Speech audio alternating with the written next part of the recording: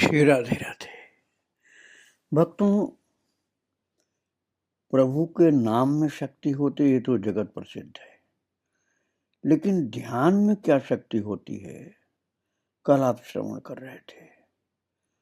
वो महान उच्च कोटि का ध्यान जिसे भक्ति योग महाप्रभु ने बताया था, उसमें कितनी शक्ति है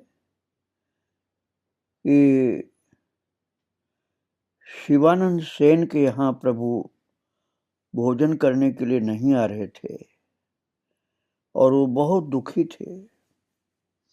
तो श्री सिंहानंद ने कहा कि आप चिंता मत करो, मैं उनको ले आऊंगा। शिवानंद जगदानंद के दुख का कारण सुनकर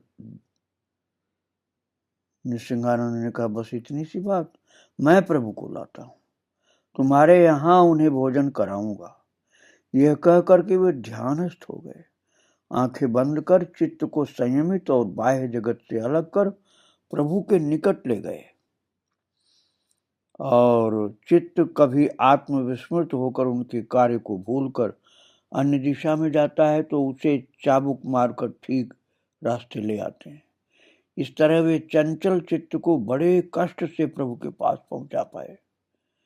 प्रभु के चरणों में पड़कर अनुनय विनय कर उन्हें राजी कर अपने साथ शिवानंद सेन के घर लाने लगे।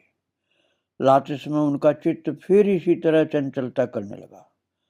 कभी अपना काम भूलकर प्रभु को एकदम खो बैठते, फिर तलाश करने लगते और पकड़ते, फिर कभी थक कर सो जाते। इस प्रकार प्रभु के पास जाने में और उन्हें लिवा कर लाने में नृसिंहानंद जी के चित्त को 2 दिन लग गए। यही है ध्यान वाला भक्ति योग। तीसरे दिन नृसिंह ने प्रभु को शिवानंद के घर लाकर अच्छी तरह भोजन कराया। किंतु दुख इस बात का कि प्रभु ने आकर सब खा लिया, इसका कोई प्रमाण कहीं नहीं मिला। केवल एक ही प्रमाण था कि नृसिंह ने कहा, नृसिंहानंद की बात ही प्रमाण थी और कोई प्रमाण नहीं था। इसका प्रमाण बाद में प्रभु ने स्वयं दिया। एक दिन नीलाचल में प्रभु ने बातों ही बातों में ये सब बात जो मैंने अभी बताया आपको, अर्थात नृसिंह उन्हें किस तरह ले गए थे ध्यान योग के द्वारा, ध्यान योग के भक्ति योग द्वारा, ये महाप्रभु ने स्वयं ही बताया। उन्होंने ये भी बताया कि सारी चीजें अत्यंत स्वादिष्ट बनी थीं और तब शिवानंद को विश्वास हुआ कि वास्तव में ही प्रभु ने उनके घर आकर के उनके सारे भोज्य पदार्थ बड़े प्रेम से पाए थे।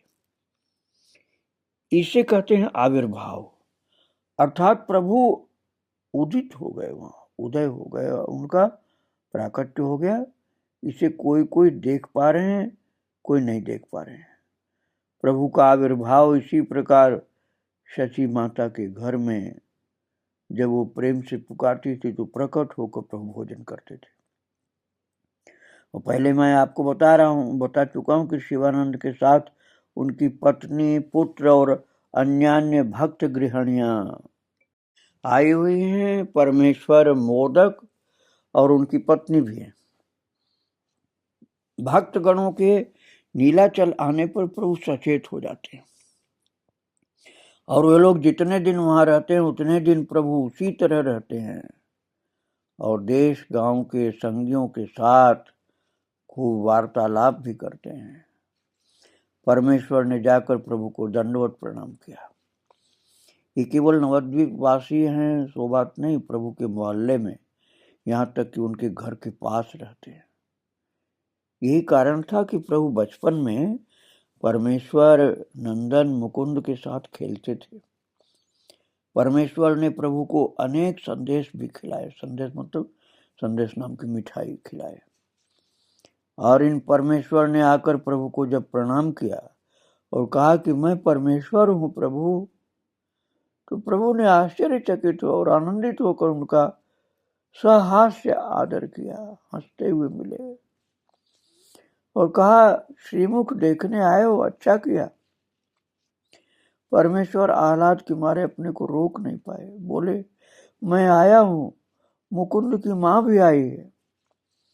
ये सुनकर प्रभु थोड़े शंकित हुए, क्या पता ये भले मनुष्य मुकुंद की मां को प्रभु के आगे लाकर उपस्थित कर दें। किंतु परमेश्वर सुन चुके हैं कि स्त्री को प्रभु के निकट जाने का अधिकार नहीं है, इसलिए वे पत्नी को साथ लेकर नहीं गए। जब परमेश्वर बचपन में प्रभु को संदेश नाम की मिठाई खाने को देते थे, तब नहीं जानते थे कि उन्हें कुछ समय बाद इस संदेश प्रिय वस्तु को देखने के लिए 3 सप्ताह के रास्ते पर चलकर जाना पड़ेगा। 3 सप्ताह लगातार चल करके तब ये लोग नवद्वीप से नीलाचल पहुंचते थे। पैदल चलता बहुत चलना पड़ता था। श्री माधवेंद्रपुरी के अनेक शिष्य थे, जहां भी उनके शिष्य वहीं प्रेम। उस प्रेम से केवल एक जन वंचित रहे, वे थे रामचंद्रपुरी। ये दीप माधवेंद्रपुरी के शिष्य थे, जो माधवेंद्रपुरी मेघ देखकर मूर्छित हो जाते थे। महाराज, भगवान का दर्शन उनको होता था बादल में, काले बादल में। जो माधवेंद्र आई दीन दयार्द नाथ, ऐसा श्लोक प्रस्तुत करके उसका उच्चारण करते करते अंतर्धान हो गए। जिन माधवेंद्रपुरी के शिष्य थे ईश्वरपुरी, अद्वैताचार्य आदि, उनके शिष्य होकर भी रामचंद्र चिन्मय निराकार ब्रह्म के उपासक थे। वे सोहम अर्थात मैं वही हूँ, इसमें विश्वास करते थे।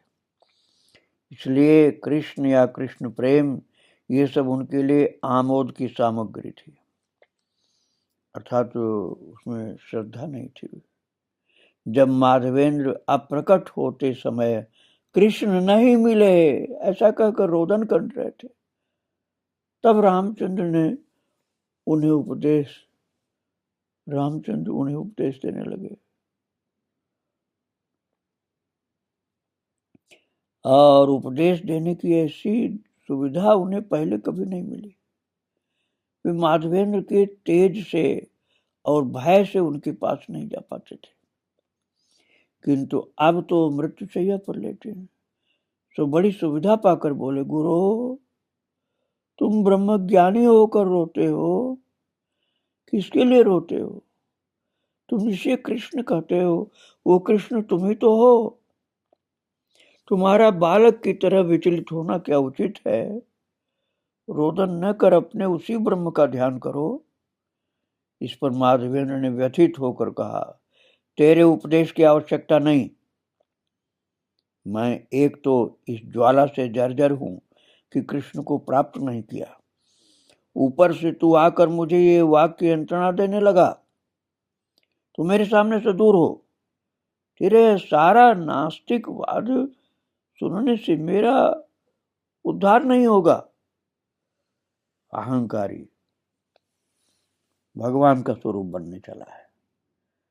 तो रामचंद्र पुरी ने अपने गुरु से ऐसा व्यवहार किया, किंतु ईश्वरपुरी ने गुरु के प्रकट काल में बड़े यत्न से उनकी सेवा की, यहाँ तक कि मलमूत्र भी साफ कर किया था। महाराज, उस सेवा से तुष्ट होकर माधवेंद्रपुरी अपना सारा कृष्ण प्रेम उन्हें दे गए। जो भी हो, वही रामचंद्रपुरी क्रमशः एक महान पुरुष बन गए। वे सन्यासी हो गए, इसलिए कोई काम नहीं, केवल भ्रमण। एक जगह बहुत दिन नहीं रह पाते। अपने भरण पोषण की कोई चिंता नहीं, ये भार समाज पर है। देश मंदिरों और अतिथि गृहों से भरा है, वहां जाते ही अन्न और दूध मिल जाएगा। सभी जगह आदर। घूमते घूमते नीलाचल प्रभु के पास जा पहुंचे। अन्य सन्यासी, यहाँ तक कि प्रभु के गुरु स्थानी पूरी भारती भी आते हैं तो प्रभु के आगे नम्र रहते हैं, किंतु रामचंद्र का वो भाव नहीं। प्रभु ने उठकर उन्हें सम्मान के साथ प्रणाम किया, कारण वे प्रभु के गुरु स्थानी थे। तो स्वयं पूरी गोसाई ने उन्हें प्रणाम किया, किंतु रामचंद्र का ये भाव मानो वे स्वयं माधवेंद्र हैं। प्रभु ने जब पहली बार पुरी और भारती गोसाई को प्रणाम किया था तो वे लोग डर गए थे। रामचंद्र उस मिट्टी के नहीं बने। जगदानंद ने उन्हें यत्न पूर्वक भोजन के लिए निमंत्रित किया। डरते डरते उनका बड़ा यत्न किया। रामचंद्र ने भी पेट भर के भोजन किया। फिर जगदानंद को उसी पत्तल पर बिठाया, यत्न और अनुरोध करके पेट भर कर खिलाया। इसके बाद बोले, जगदानंद तुम्हारी क्या रीति है? मैं सन्यासी हूं, मुझे इतना क्यों खिलाया? मेरा धर्म कैसे रहेगा? तुम चैतन्य गणों को क्या भय नहीं कि सन्यासियों को अधिक खिलाकर उनका धर्म नष्ट करते हो? और तुम लोग स्वयं भी इतना खाते हो। मैंने सुना है कि तुम चैतन्य के गण खाने में बड़े पक्के हो। आज अपनी आंखों से देख लिया। वस्तुतः चैतन्य के गण खाने में पक्के हैं, इस पर संदेह नहीं, कारण चैतन्य के गणों का शुष्क भजन नहीं है। उन्हें देह को क्लेश देकर इंद्रियों को नियंत्रित नहीं करना पड़ता। जो लोग देह को कष्ट देकर इंद्रिय आदि पर रोक लगाते हैं, उनका ये कार्य ऐसा ही है जैसे कोयले को धोकर साफ करना। सिर कूटकर उपवास कर और देह को कष्ट देकर पवित्र नहीं हुआ जाता। पवित्र होने के लिए अन्य उपाय काम में लिए जाते हैं। उदाहरण के रूप में ब्रज की गोपी या ब्रज गोपियों की शिरोमणि राधा रानी। राधा सुंदरी कैसे होती हैं ये तो आप जानते हैं। उन्होंने कहा कि ओ अंग परशे ए अंग आमार सोनार वर्ण खाने। उस अंग के स्पर्श से मेरा यह अंग स्वर्ण वर्ण हुआ है। प्रेम और भक्ति से श्री कृष्ण को जगाओ, जगाकर उनका स्पर्श सुख अनुभव करो, तब तुम्हारा वर्ण सोने का होगा। रामचंद्र पुरी नीलाचल आए हैं। उनका एक प्रधान उद्देश्य है प्रभु को किसी भी तरह जब्त करना। प्रभु की महिमा जगत व्यापी हो गई है। जो उन्हें भगवान नहीं मानते वे भी कहते हैं कि वे परम महापुरुष हैं। रामचंद्रपुरी ईर्ष्यालु हैं, उन्हें ये सब सहन नहीं होता। वे नीलाचल आकर प्रभु के निकट रहे, प्रभु के गणों द्वारा सेवित होने लगे, पर उनका काम था प्रभु के छिद्र खोजना अर्थात दोष खोजना। प्रभु क्या खाते हैं, कैसे सोते हैं, कैसे दिन बिताते हैं, इन सब बातों की वे अच्छी तरह खोजबीन करते हैं और प्रकारांतर से प्रभु के प्रति विद्वेष भाव व्यक्त करते हैं। वे प्रभु के नित्य संगियों से प्रभु के संबंध में तमाम गुप्त बातें निकलवाने की चेष्टा करते हैं, किंतु गुप्त बात कोई है ही नहीं, सो हाथ नहीं आती। वे भक्तों के आगे प्रभु की निंदा करते हैं। महाराज कहते हैं, चैतन्य का इंद्रिय वारण कैसे होगा? मिष्ठान्न खाने से क्या इंद्रिय वारण होता है? भक्तगण केवल प्रभु के कारण सहन करते हैं, क्योंकि भले ही प्रभु रामचंद्र के व्यवहार के विषय में सब जानते हैं, पर उनके आने पर उनके साथ अति नम्र होकर बर्ताव करते हैं। वस्तुतः प्रभु जीवों को उनके कर्तव्य कर्म की शिक्षा दे रहे हैं। रामचंद्र संबंध से गुरु स्थानीय है, इसलिए बाहरी तौर पर वे उनकी भक्ति करते हैं, पर मन में उनके कार्य को घृणा करते हैं। रामचंद्र शुरू में डरते डरते प्रभु के साथ व्यवहार करते, सामने कुछ कहने का साहस नहीं होता। बाद में देखा कि प्रभु निरीह हैं, कुछ कहते नहीं। तब रामचंद्र का भय खत्म होने लगा। अंत में प्रभु के सामने ही उनकी निंदा करने लगे। एक दिन प्रभु के सामने बोले, यहाँ चींटियां क्यों घूमती हैं? अवश्य यहाँ मिष्ठान काम में लिया जाता है। और कोई दोस्त तो मिला नहीं, तो कहा कि प्रभु के घर में चींटियां हैं, अतएव प्रभु मिष्ठान खाते हैं, जबकि सन्यासी को वो नहीं खाना चाहिए। रामचंद्र ये कहकर उठकर चले गए। प्रभु ने उसी समय गोविंद को बुलवा करके कहा, पहले मेरी भिक्षा अर्थात भोजन का नियम था 4 पण, उससे मेरा, तुम्हारा और काशीश्वर का काम चल जाता। अब से उसका चौथाई आएगा। यदि इसमें कोई चूक हुई तो मुझे यहाँ नहीं देखोगे। अब देखो भक्तों, जो प्रभु का प्रेमी है तो वो तो भगवान जब आहार त्याग देंगे तो हर भक्त यही करेगा। प्रभु अनशन करेंगे तो भक्तगण कैसे खाएंगे? उन सब के सिरों पर जैसे आसमान टूट पड़ा। सबने जाकर प्रभु को घेर लिया और कहा, आप रामचंद्रपुरी की बात पर अपना और हम सब का वध क्यों कर रहे हैं? वे ईर्ष्यालु हैं। आपके या जगत के मंगल के लिए वे आपकी भोजन पद्धति की निंदा कर रहे हैं। ये नहीं ठीक है। केवल निंदा ही नहीं कर रहे, वे केवल अपनी कुप्रवृत्ति के कारण ऐसा कर रहे हैं। किंतु प्रभु तो जीवों को शिक्षा देने इस जगत में आए हैं, और शिक्षा देने के लिए तृणादपि सुने चेन तरोरिव सही सुना अमानिना मान देना कीर्तनीय सदारी। ये श्लोक प्रभु ने जीवों को शिक्षा देने के लिए बनाया था। स्वभाव है उनका। क्या करें, भक्तगण रामचंद्रपुरी को गाली देने लगे तो प्रभु ने उन लोगों का तिरस्कार किया। बोले, पुरी गोसाई का क्या दोष? उन्होंने सहज धर्म बतलाया है। सन्यासी के लिए जिह्वा लालसा अच्छी नहीं होती। इधर पुरी गोसाई महासुखी, इतने दिन कुछ नहीं कर पाए, अब थोड़ा अनिष्ट करने की क्षमता उनमें है, ये दिखा पाए। प्रभु के पास आकर के थोड़ा हंस करके बोले, सुना है तुमने भोजन आधा कर दिया है, यह अच्छी बात नहीं है। जिससे देह रक्षा हो ऐसा आहार करना चाहिए। शरीर क्षीण होगा तो भजन कैसे करोगे? प्रभु ने अति विनीत भाव से कहा, मैं आपका बालक हूँ, आप मुझे शिक्षा देते हैं, ये मेरा परम भाग्य है। जो भी हो, प्रभु का छिद्रान्वेषण कर रामचंद्रपुरी को कुछ नहीं मिला, यहाँ तक कि वे प्रभु के चित्त में चंचलता तक नहीं जगा सके। अब अवस्था की विवेचना आप कीजिए। तुम रामचंद्र हो, प्रभु के पितृस्थानीय, पुत्र को जैसी भक्ति पिता की करनी चाहिए वे वैसी भक्ति तुम्हें करते हैं। जो प्रभु तुम्हारे प्रति इतनी भक्ति रखते हैं वे जगत पूज्य हैं, किंतु तुम क्या करते हो? उनके दोष खोज रहे हो।